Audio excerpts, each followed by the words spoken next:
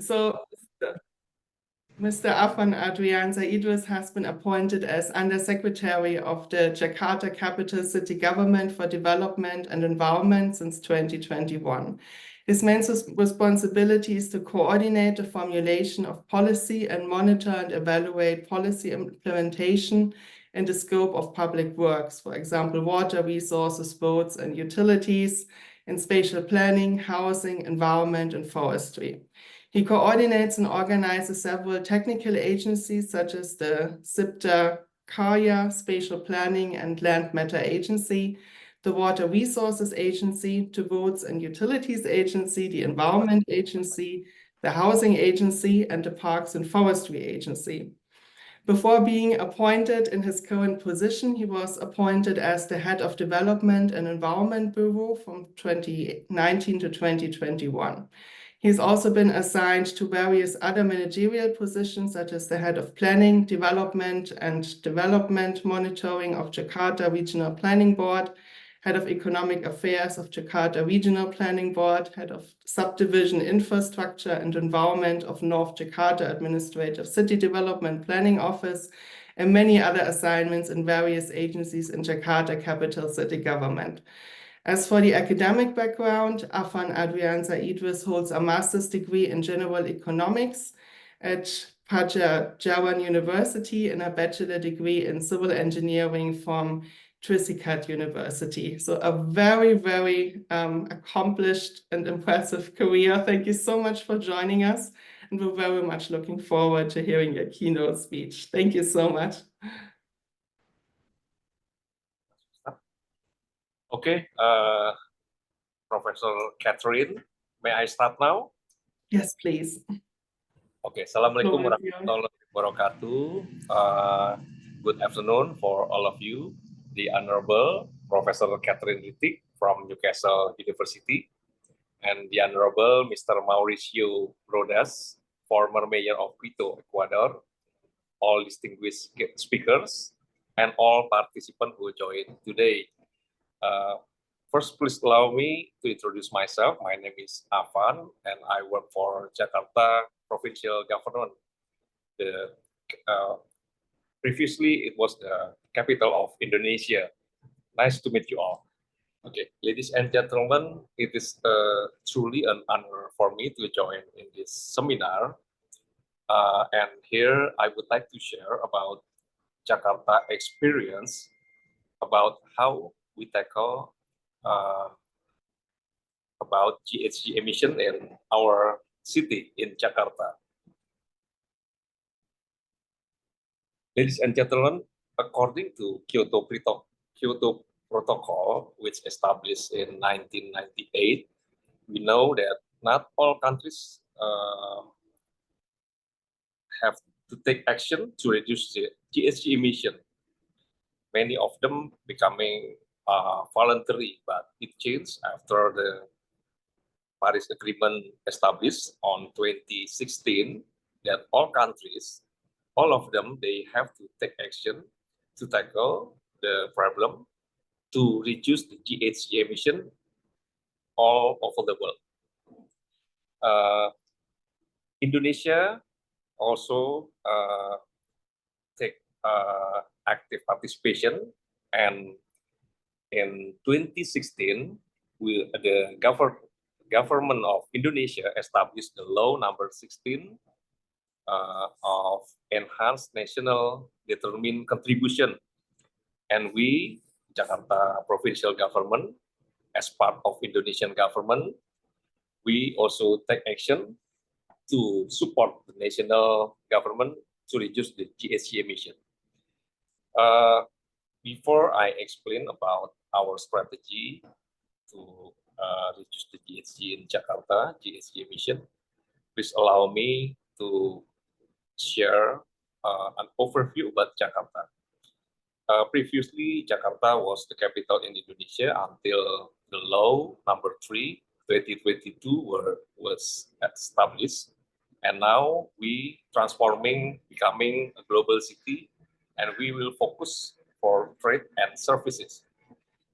And Jakarta, we have total around 11 million citizens.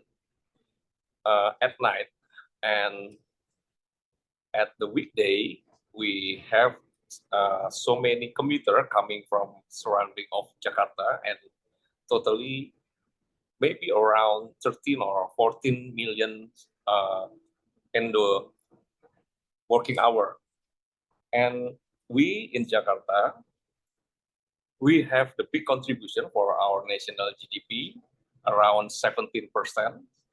And if we join with the municipality around Jakarta, totally with our surrounding, our neighborhood, totally we have the contribution for the national GDP around 24%. It's a big enough. So no wonder if in Jakarta, you will see so many activities, and we have the big trips per day. Totally, we have more than 100 million trips per day. So no wonder if the impact of the air pollution and also the GHG emission is also significant in Jakarta. So to tackle the problems, the governor of Jakarta established the Governor Regulation number 90/2021 of Regional Low Carbon Development Plan. And here we have the target. We have the ambitious target to reduce the GHG emission until 50% by 2030. And we have the target to reach the net zero emission by 2050.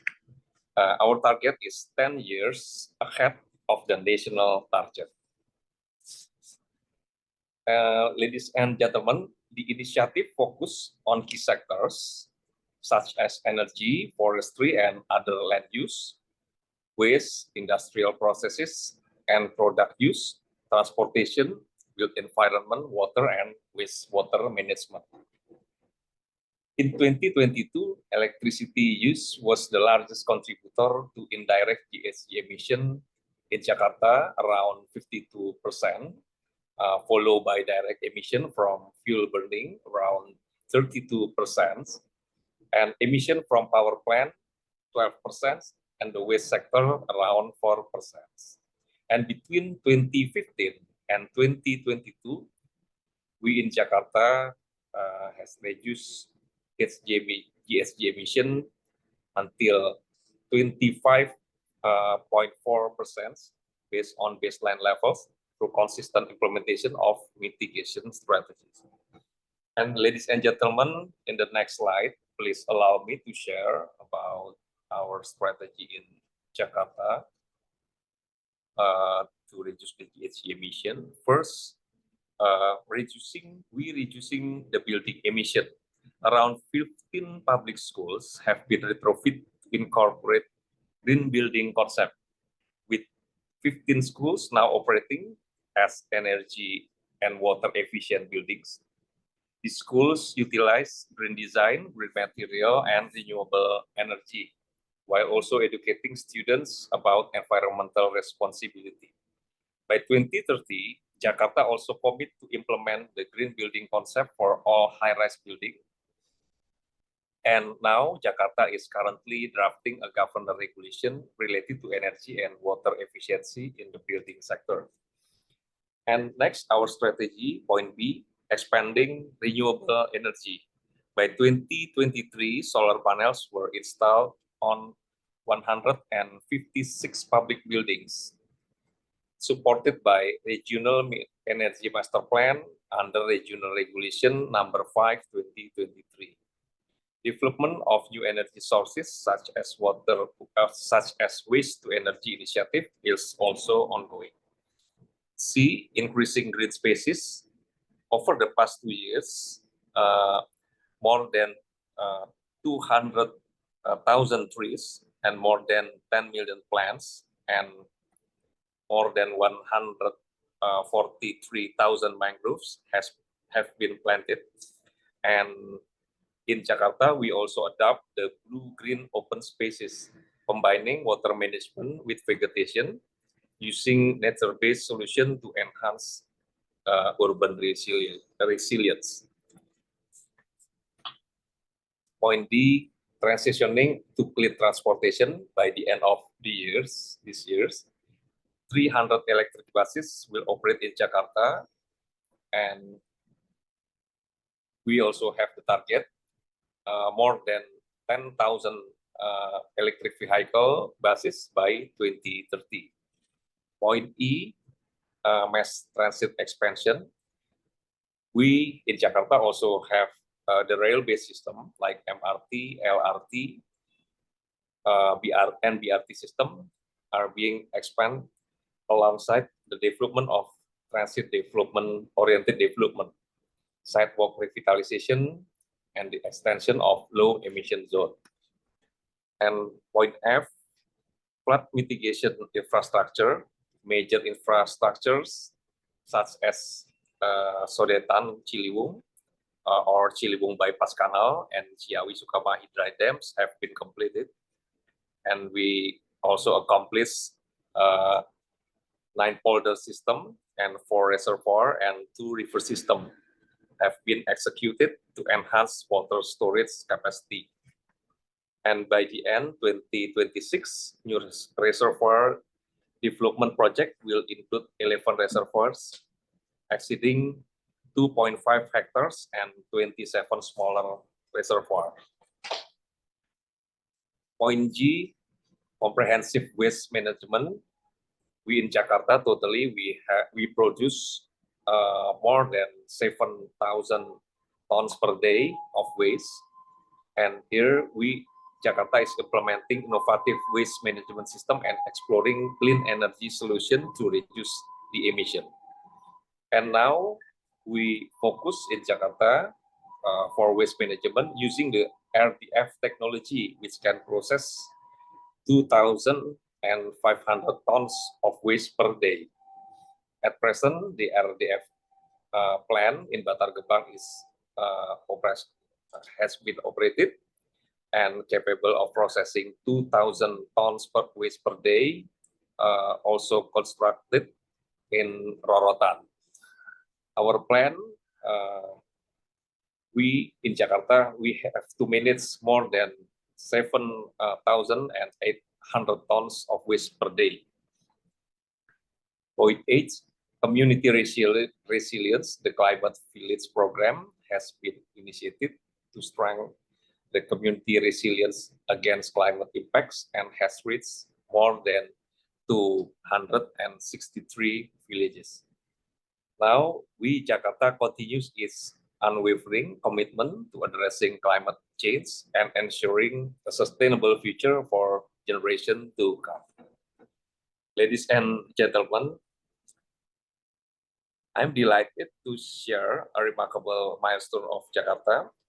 In November 2023, we received a grade for climate action reporting on CDP eClay platform and placing our city among the top 13% of cities worldwide alongside 118 other leading cities. Furthermore, just last week, Jakarta was honored with the title of OPCC Legend in the One Planet City Challenge 2024. This recognition system from our achievement as a national winner in the previous OPCC cycle. Along with 22 other cities, this special category is designed to inspire and accelerate climate action and ambition among leading urban centers. Excellencies and ladies and gentlemen, we fully understand that addressing climate change is a journey that requires time, commitment, consistency, and collaboration from all stakeholders. Like many other cities, Jakarta recognizes that the challenges in this effort include limited funding for climate action and the need for collaboration both between cities and potentially across the nation.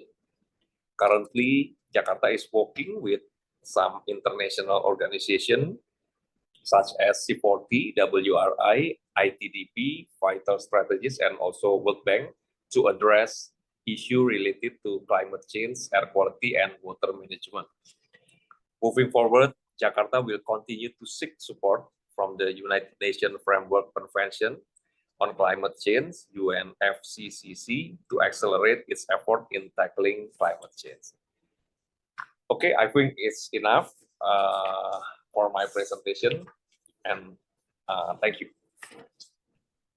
Thank you so much for your very inspiring and very interesting presentation. I think we all learned a lot about the great achievements that Jakarta already has made so far and also looking towards the future. Thank you so much.